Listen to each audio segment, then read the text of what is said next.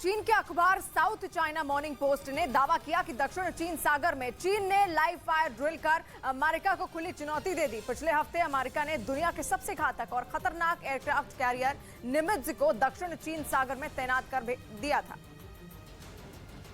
जिससे बौखलाकर चीन ने भी अमेरिका को अपनी ताकत दिखाने के लिए समंदर में लाइव फायर ड्रिल शुरू कर दी। असल में अमेरिका ने चीन पर नकेल कसने के लिए पहली बार दक्षिण चीन सागर में अपने निमित्ज कैरियर स्ट्राइक ग्रुप को तैनात किया है और अमेरिका का ये दावा है कि उसका ये स्ट्राइक ग्रुप अंतरिक्ष से लेकर समंदर तक मार करने वाले खतरनाक हथियारों से लैस है। इसी डर की वजह से चीन ने भी अमेरिका को जवाब देने के लिए शैनडोंग एयरक्राफ्ट कैरियर को समंदर में उतारकर लाइव फायर ड्रिल शुरू कर दी। इस दौरान शैनडोंग युद्धपोत पर तैनात J-15 लड़ाकू विमानों ने रात में जंग लड़ने और समंदर में दुश्मन को ढेर करने की अपनी ताकत को भी परखा और अमेरिका को ये चेतावनी दी कि अगर दक्षिण चीन सागर में उकसावे वाली कोई भी कार्रवाई की तो चीन उस पर हमला करने से भी नहीं चूकेगा। लेकिन ये पहला मौका नहीं है जब समंदर में चीन और अमेरिका ने एक दूसरे को अपनी ताकत दिखाई हो, क्योंकि पिछले महीने दक्षिण चीन सागर के ऊपर चीन और अमेरिका के लड़ाकू विमान एक दूसरे से टकराने से बाल बाल बच गए थे। ये घटना तब हुई थी जब अमेरिका का RC-135 विमान साउथ चाइना सी के ऊपर उड़ान भर रहा था। तभी चीन का J-11 लड़ाकू विमान उसके बेहद नजदीक पहुंच गया। अमेरिका के रक्षा मंत्रालय पेंटागन के मुताबिक चीनी फाइटर जेट उसके विमान के इतना पास आ गया था कि दोनों के बीच सिर्फ 20 फीट की दूरी रह गई थी। इस घटना के बाद अमेरिका ने चीन के पायलट पर खतरनाक तरीके से विमान उड़ाने का आरोप लगाया था और उसने ये चेतावनी भी दी थी कि वो चीन की तरफ से बनाए जा रहे दबाव को किसी भी कीमत पर बर्दाश्त नहीं करेगा।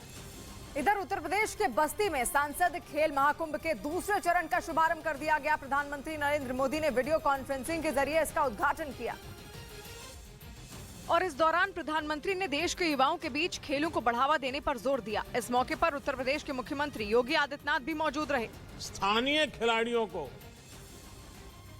ये खेल महाकुंभ नई उड़ान का अवसर देंगे। सांसद खेल महाकुंभ का दूसरा चरण 28 जनवरी तक होगा। इसके पहले चरण का आयोजन पिछले साल 10 दिसंबर से 16 दिसंबर के बीच किया गया था। उधर दिल्ली के मंडी हाउस मेट्रो स्टेशन पर एक लड़के ने मेट्रो के आगे कूदकर खुदकुशी कर ली। घटना की जानकारी मिलने के बाद पुलिस पहुंच गई, जिसके बाद पुलिस ने शव को कब्जे में ले लिया और केस दर्ज कर मामले की जांच में जुट गई। हालांकि उस लड़के ने आत्महत्या किस वजह से की इसका पता नहीं चल सका। इस बीच पाकिस्तान के प्रधानमंत्री का एक हैरान करने वाला वीडियो इंटरनेट पर वायरल हो गया। पाकिस्तान के प्रधानमंत्री शहबाज शरीफ ने वहां के उद्योगपतियों को मिलने के लिए बुला लिया, लेकिन बुलाने के बाद उनसे खाने का बिल खुद चुकाने को कह दिया। मतलब ये कि पाकिस्तान की सरकार कंगाल हो चुकी है। सरकार के पास मेहमानों को खाने खिलाने की हैसियत भी बाकी नहीं बची। उससे भी ज्यादा शर्मनाक तो ये कि प्रधानमंत्री को ये बात मंच से कहते हुए जरा भी संकोच नहीं हुआ। खाने का बिल भी आप ही दे देंगे तो बड़ा अच्छा होगा। ऐसा नहीं है कि उन्होंने ये बात मजाक में कही हो, बल्कि अगर किसी ने ये बात मजाक समझी हो तो उन्होंने मुगालता दूर करने में भी देर नहीं लगाई। No, but I'm not joking. I'm serious. ये वीडियो उस वक्त का है जब प्रधानमंत्री ने पाकिस्तान के उद्योगपतियों को मिलने के लिए बुलाया था। देश का बजट बनाने से पहले वो उद्योगपतियों की मांगे सुनना चाहते थे, लेकिन मेहमान नवाजी का खर्च उठाने लायक पैसा भी सरकार की जेब में बचा नहीं था।